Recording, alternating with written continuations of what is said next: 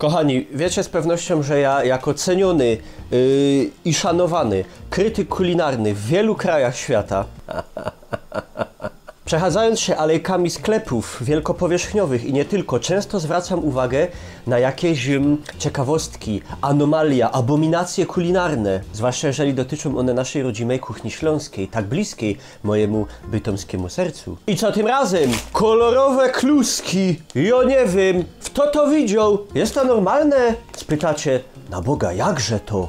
Kolorowe. Ano, kolorowe. Nawet sama nazwa mówi kluski kolorowe. Kolorowe kluski ziemniaczane ze szpinakiem, sokiem pomidorowym, sokiem buraczanym i kurkumą. Produkt głęboko mrożony, gotowy do spożycia po obróbce cieplnej.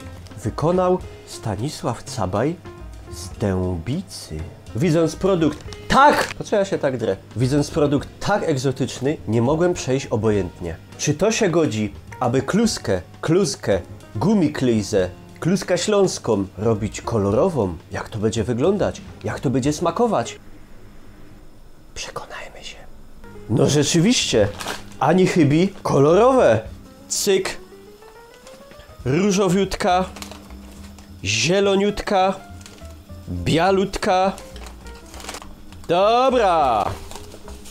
Serio musisz wirować jak nagrywam? No cóż, 6 minut minęło, wyławiamy.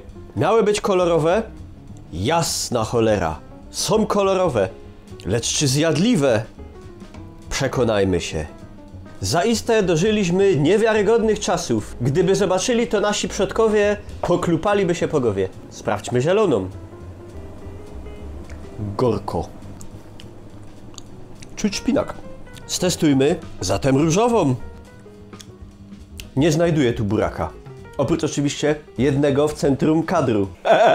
Ogólnie ciekawa sprawa, jak komuś znudził się typowy śląski obiad, to może zaszokować całą rodzinę i gwarantuję wam, że jak podacie takie kolorowe kluski, to powiedzą tak. Wow! Dzięki za uwagę, spadam.